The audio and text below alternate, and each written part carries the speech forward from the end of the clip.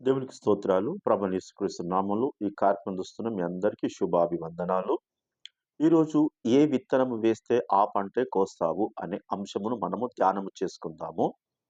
పరిశుద్ధ గ్రంథము గలతీ రాసిన పత్రిక 6వ అధ్యాయము 7వ వచనములో, మోసపోకుడి దేవుడు వెక్కిరింపబడడు, మనుష్యుడు ఏమి విత్తునో ఆ పంటనే కోయును అంటున్నాడు. మనుష్యుడు ఏమి విత్తనం వేస్తే అదే పంట కోస్తాడు.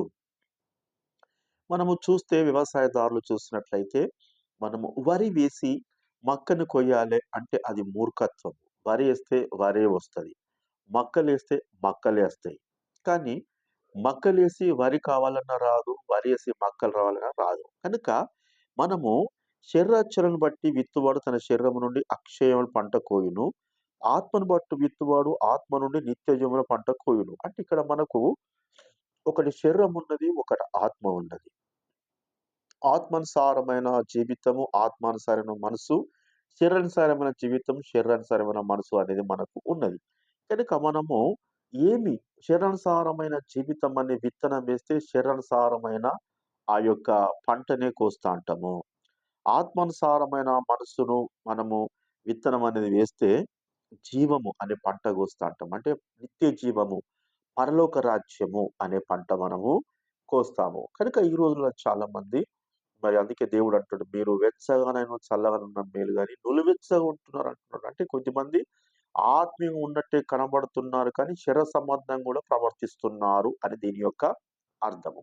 ఇక్కడ సామెతల గ్రంథము 22వ అధ్యాయము, సామెతలు 22వ అధ్యాయము 8వ వచనాన్ని మనం గమనించినట్లయితే 22వ అధ్యాయము 8వ వచనములో, దౌష్ట్యమును విత్తువాడు కీడును కోయును, వాని క్రోధము దండము కాలిపోవును. దౌష్ట్యము విత్తువాడు కీడుని కోయును. అంటే ఈ యొక్క భయంకరమైన కోపము అనేది మన జీవితంలో, దుష్టత్వం అనేది మన జీవితంలో ఉండకూడదు. క్రూరంగా ప్రవర్తించడం, ఒక మృగములాగా పక్కవారితోటి ప్రేమగా ఉండకుండా ర్యాష్‌గా మాట్లాడము, ఈ దుష్టత్వం అనే విత్తనం మనం వేస్తే ఎలా అంటే కీడు అనే పంట కోస్తామట. ఎప్పుడో ఒకరోజు మనకు కీడే జరుగుతుంటది. చాలామంది ఈ సంగతి గ్రహించరు. వాళ్ళ బిహేవియర్ అంతా ర్యాష్‌గా ఉంటది. గర్వం, అహంకారం, మూర్ఖతనంతో నిండి ఉంటది గనుక అందుకే అంటారు వాటి క్రోధమును దండన కాలిపోవును. అంటే ఆయన కోపము, ఆయనకొచ్చే ఉగ్రత కూడా మొత్తం కాలిపోతదని చెప్పేసి దేవుని యొక్క వాక్యం సెలవిస్తున్నది. దేవుడెవరు? ప్రేమ స్వరూపి. మనమందరం యేసు ప్రభువుని అంగీకరించినము గనక యేసు లాంటి ప్రేమ కలిగి మనం జీవించాలి గాని, ఈ దుష్టత్వం మనలో ఉండద్దు. ఒక మృగం లెక్క క్రూరంగా ప్రవర్తించడము, అలా చేస్తే అదే పంట మనం కోస్తాం మన వెనకొచ్చే తరము గూడా. ఇక్కడ హోషేయ గ్రంథము 10వ అధ్యాయము 12వ వచనం మనం గమనించినట్లయితే, హోషేయ గ్రంథము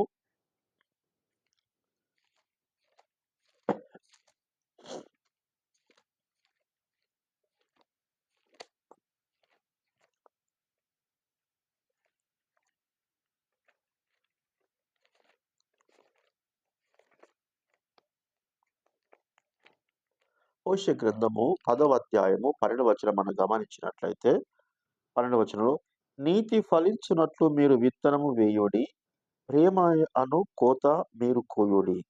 కనుక మన విత్తనం ఎలా ఉండాలంటే అనే విత్తనం మనం వేసినట్లయితే ప్రేమ అనే కోత కోస్తామాట. కనుక మనము నీతి అనే విత్తనం మనం వెయ్యాలి. శరీర సంబంధంగా మనము జీవించకూడదు. క్రూరంగా మనం జీవించకూడదు. నీతిగా ఉండాలి. యథార్థంగా ఉండాలి. నమ్మకముగా ఉండాలి. కనుక మన విశ్వాస జీవితంలో మనము దేవుడు మీరు ఫలించి అభివృద్ధి పొంది భూమిని నిండించి దాన్ని లోపరుచుకోమన్నాడు. అంటే మనము బ్రతుకుతామా అంటే దేవుడు మనకు మంచి బ్రతికే ఇచ్చాడు. కానీ మనము ఏదో ఆహ్, వ్యాపారం చేస్తున్నాం, వడ్డీలు ఇచ్చి బతుకుతున్నాం. ఇది నిజమైన బతుకు కాదు. కనుక దేవుని యొక్క వాక్యం ఏం చెప్తున్నది? నీతి ఫలించినట్లు మీరు విత్తనము వేయుడి, ప్రేమయను కోతను మీరు కోయుడి అంటున్నాడు. కనుక మనము ప్రేమ గల కోతను మనం కొయ్యాలి. మన విత్తనము నీతి అనే విత్తనమై ఉండాలని దేవుని యొక్క వాక్యము సెలవిస్తున్నది. యేసుక్రీస్తు ప్రభువారికి తీర్పు సమయంలో ఆ రాజు యొక్క భార్య అంటది, "ఆ నీతిమంతుని జోలికి పోవద్దు." అంటే నిన్ను చూస్తున్న వ్యక్తులు కూడా గమనించాలి. నిన్ను చూసిన వ్యక్తులు ఒక నీతిమంతుడుగా నిన్ను అబ్జర్వ్ చేయాలంటే నీ విత్తనము నీతి అనే విత్తనంగా ఉండాలని దేవుని యొక్క వాక్యము సెలవిస్తున్నది. ఇక్కడ 2 సమూయేలు గ్రంథము 11వ అధ్యాయము 2 సమూయేలు గ్రంథము 11వ అధ్యాయము 4వ వచనంలో 2 సమూయేలు గ్రంథము 11వ అధ్యాయము 4వ వచనములో దావీదు దూతల చేత ఆమెను పిలిపించెను. ఆమె అతని యొద్దకు రాగా అతడు ఆమెతో శయనించెను అంటున్నాడు. అంటే ఇక్కడ దావీదును దేవుడు ఒక మంచి రాజుగా మరి దేవుడు ఏర్పాటు చేసుకున్నాడు. దావీదు ఒక రాజ్యమును పరిపాలించే వ్యక్తిగా దేవుడు పెట్టుకున్నప్పుడు దావీదు ఏం చేస్తున్నాడు? అంత బాగున్నది. ఒక స్థాయికి వచ్చిన వల్లే చెడు అనే విత్తనం వేస్తున్నాడు. శరీర సంబంధమైన విత్తనం వేస్తున్నాడు. ఒక స్త్రీని పిలిపించుకొని ఆమెతో తప్పు చేసిండు. విత్తనం వేసిండు అక్కడ. కనుక చూడండి చాలా మంది కూడా మరి నీతి అనే విత్తనం వేయాలని చెప్పి దేవుడు అంటే మొదటిగా నీతిగా ఉన్నట్టే ఉన్నాడు, మంచిగానే జీవిస్తున్నాడు దేవుడు. అతన్ని దీవించిన తర్వాత ఒక స్థాయికి వచ్చినాక చెడు చేయడం అనేది జరుగుతున్నది. ఎలా చేస్తున్నాడు? ఉద్దేశపూర్వకంగా చెడు చేస్తున్నాడు. ఒక విత్తనం వేస్తున్నాడు.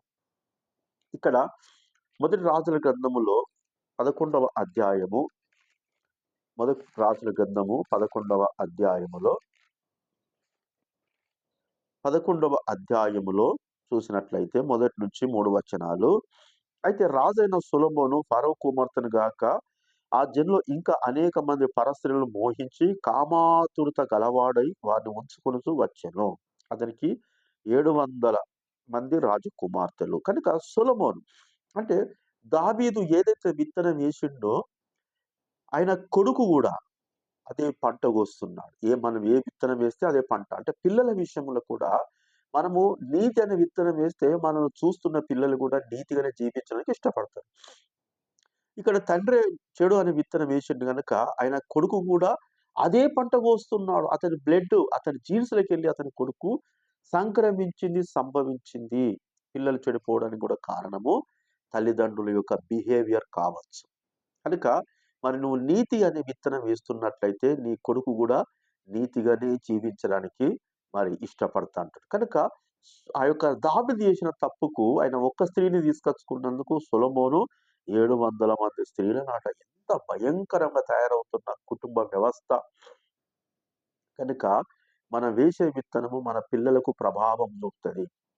మనము సెల్లు చూస్తూ పిల్లలు చూడొద్దంటే మనం చూస్తున్నందుకు వాళ్ళు కూడా చూస్తా అంటారు. కనుక పిల్లలకు ప్రభావం చూపించే తప్పులు మనము చేయకూడదని దేవుని యొక్క వాక్యము సెలవిస్తున్నది. మొదటి రాజుల గ్రంథములో 21వ అధ్యాయము మొదటి రాజుల గ్రంథము 21వ అధ్యాయము 19వ వచనంలో చూసినట్లయితే 21వ అధ్యాయము 19వ వచనములో నీవు అతన్ని చూసి ఇలాగ ప్రకటించుము, యెహోవా సెలవిచ్చినదేమనగా దీన్ని స్వాధీనపరచుకున్న నువ్వు నాబోతును చంపితివి గనుక యెహోవా సెలవిచ్చినదేమనగా ఏ స్థలమందు కుక్కలు నాబోతు రక్తం నాకెనో ఆ స్థలమందు కుక్కని రక్తము నిజముగా నాకుని అతనితో చెప్పాను. ఇక్కడ చూసినట్లయితే ఒక నాబోత్ అనే వ్యక్తి అతని పొలం విషయంలో మరి మనము చూసినట్లయితే ఇజ్రాయేలు వాడైన మరి నాబోతు విషయంలో అహాబు ఏం చేసిండంటే అతని పొలము ఆశపడ్డాడు. కావాలని చెప్పేసి కోరిండు. అతను ఇయ్యనందుకు ఈ యొక్క ఈ అహాబు మాత్రము ముఖం మార్చుకొని సైలెంట్‌గా ఉన్నందుకు అలా భార్య ఏం చేసిందంటే ఆమె చేతులకు తీసుకున్నది ఆ యొక్క కేసును. చేతులకు తీసుకొని ఆ నాబోతును మరి అబద్ధ సాక్షిని పెట్టించి ఆ నాబోతును రాళ్ళతో కొట్టి చంపిస్తది. అప్పుడు అక్కడికి కుక్కలొచ్చి అతని రక్తం నాకుతాయి. కనుక ఆమె ఆ చెడు అనే విత్తనం వేసింది గనుక ఏలీకు దేవుడు మాట్లాడితే ఏలి చెప్తున్నాడు. ఏమని? నువ్వు ఏ స్థలమందైతే కుక్కలు వచ్చి రక్తము నాకెనో ఆ స్థలమందే కుక్కలు నీ రక్తం నిజంగా నాకుతారు. అంటే నువ్వు వేసే విత్తనము ఏ విత్తనం వేస్తే అదే పంట కోస్తావట. కనుక అన్యాయంగా ఒకడిని నిండు ప్రాణము తీసిర్రు. వాని ఆస్తిని కాజేయాలని చూసిర్రు. ఈరోజు చాలా మంది కూడా మరి అన్యాయంగానే తక్కువగా ఉన్న వారికి మనము ఒక బలమిచ్చు వారంగా ఉండాలి గానీ, మరి బలహీనంగా తక్కువ స్థాయిలో ఉన్న వారిని మనము బలముగా అంటే ఆయన ఒక్కడుగా ఉన్న సంగతి చూసి మహారాణి ఇద్దరు సాక్షులు పెట్టించి ముగ్గురు కలిసి అతని ప్రాణంకి కారకులైండు. కనుక మనం కూడా కొన్ని సందర్భాలలో బాగా మరి తక్కువ స్థాయిలో ఉన్న వారిని ప్రేమించంగాని, మంచి స్థాయిలో ఉన్న వారిని గౌరవిస్తా ఉంటాం. వాళ్ళకి విలువిస్తా ఉంటాం. కనుక ఆ విత్తనం వేస్తే అదే పంట మనం కోస్తా ఉంటాం. నాకు తెలిసిన ఒక అంకుల్ ఉన్నాడు. నలుగురు అన్నదమ్ములలో వాళ్ళ పెద్దన్న, రెండో అన్న బాగా మంచి స్థాయిలో ఉన్నారు. ఈ అంకుల్ మాత్రం జాబ్ చేస్తాడు. వాళ్ళ తమ్మునికి ఏమి లేదు. ఏమి లేనందుకు వాళ్ళ పెద్దన్నలు ఇద్దరు కలిసి అతన్ని చాలా చీప్‌గా చూస్తే, ఈ 3 ఆయన ఏం చేస్తారంటే, ఆళ్ళను ఆళ్ళ పెద్దన్నలు చీపు చూడొద్దని ఈ 3 అయినా, ఆ 4 ఆయనకు ఎంత సపోర్ట్‌గా ఉన్నాడంటే, చాలా పిల్లలు చదివిపియడం గాని, వాళ్ళకు కావాల్సినది ఏర్పాటు చేస్తారంట. అలా మనం ఉండాలే గాని, ఈ రోజుల్లో ఎట్లున్నదంటే, డబ్బున్నోనికి సలాం కొడతారు గానీ, ఏం లేనోన్ని పక్కన పెడతారు, దగ్గర తీయరు, కేర్ చేయరు. వాడు సచ్చినా పట్టించుకోరు. కనుక ఇక్కడ యెజెబెలు రాణి చేసిన తప్పుకు ఏం జరిగిందంటే, అక్కడ రెండవ రాజుల గ్రంథం 9 అధ్యాయం 36 వచనంలో 9 అధ్యాయం 36 వచనంలో వారు తిరిగి వచ్చి అతనితో ఈ సంగతి తెలియజెప్పగా అతడు ఇట్లన్నాడు. ఇది యెజెబెలను ఎవరు గుర్తుపట్టకుండా యెజ్రెయేలు భూభాగమందు కుక్కలు యెజెబెలు మాంసము తినును అని ఎప్పుడైతే ఏలియాకు దేవుడు చెప్పిండో, ఆ ఏలియాకు దేవుడు చెప్పినది ఈరోజు నెరవేరింది. దేవునికి స్తోత్రాలు. కనుక ఆమె ఏ చెడని విత్తనం వేసిందో అదే పంట కోసింది. ఒకని ప్రాణమును నిండుగా తీసినందుకు వారి రక్తమును కుక్కలు నాకినందుకు సేమ్ ఈమె ప్రాణమును కూడా అట్నే పోయింది. ఈమె రక్తం కూడా కుక్కలు నాకుతున్నాయంట. ఏది విత్తనం వేస్తే మనం అదే పంట కోస్తాం. దేవుడు వెక్కిరించబడడు. మనం అనుకుంటాం. దేవునికి లాభ నష్టాలేం లేవు మనతోటి. మనం కరెక్ట్‌లో దేవుడు సపోర్ట్ చేస్తాడు. కనుక రోమీయులు రాసిన పత్రిక 8వ అధ్యాయం 6వ వచనం చూసినట్లయితే, రోమీయులు రాసిన పత్రిక 8వ అధ్యాయము 6వ వచనము. 8వ అధ్యాయము 6వ వచనం చూసినట్లయితే, ఆత్మానుసారమైన మనసు జీవమును, సమాధానమై ఉన్నది. శరీరానుసారమైన శరీరానుసారులు శరీర విషయమైన మనసుద్దురు, ఆత్మానుసారులు ఆత్మ విషయమైన మనసుద్దురు.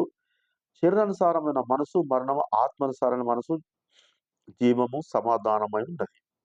కనుక ఏలయనగా శరీరానుసారమైన మనసు దేవునికి విరోధమైన శరీరానుసారమైన మనసు ఒకరి భూమి కావాలి, ఒకరి జాగ కావాలి.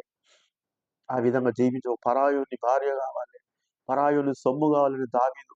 కనుక ఈ శరీరానుసారమైన మనసు ఏమైపోయిందంటే శరీరానుసారం అంటే శరీరానుసారం ఒక స్థాయికి ఎదిగినంక శరీరానుసారంగా తయారైంది గనక ఆ శరీరానుసారమైన మనసు ఏమైపోయిందట? మరణమాట.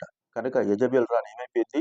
చచ్చిపోయింది. ఆత్మానుసారమైన మనసు జీవము, సమాధానమై ఉన్నది. కనుక మన మనసు ఆత్మానుసారంగా ఉండాలంటే మనం వేసే విత్తనాలు మన పిల్లలకు మరి పాపము తాకద్దు అంటే మనము కరెక్ట్ ఉంటే మన పిల్లలు కూడా దేవుడు కరెక్ట్‌గా దీవిస్తాడు.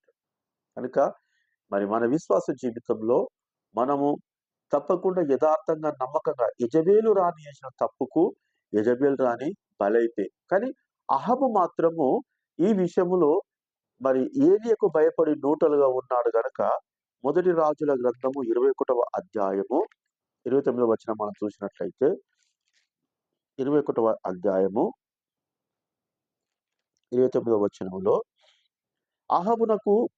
అహాబు నాకు భయపడి వినయంగా ప్రవర్తించుట చూచితిని. నాకు భయపడి అతడు వినయంగా ప్రవర్తించుట చేత ఆ అపాయం అతని కాలమునందు సంభవింపకుండా ఆపి, అతని కుమారుని కాలమందు అతని కుటుంబీకుల ముందుకు రప్పించితిని. కనుక అంటే దేవునికి భయపడ్డడు అహాబు గనక, ఆయన తప్పు చేయలే గనక, దేవుడు ఏం చేసిండట అతనికున్న విధేయతను బట్టి, అతని ప్రవర్తన బట్టి అపాయం రాకుండా అహాబుని సేవ్ చేసిండు. కానీ యెజెబెలు తప్పు చేసినందుకు యెజెబెలు మాత్రము బలైపోయింది. కనుక మన విశ్వాస జీవితంలో ఈయన మంచి విత్తనం వేసిండు గనుక మంచి పంట కోసిండు. ఆ మాత్రము మరి మరణకరమైన చెడు విత్తనం వేసిన గనుక అదే పంట కోసిండు. ఈ కొద్ది మాటలు ప్రభు మన ఇంటిలో దీవించును గాక. Amen. Praise the Lord to all. Thank you.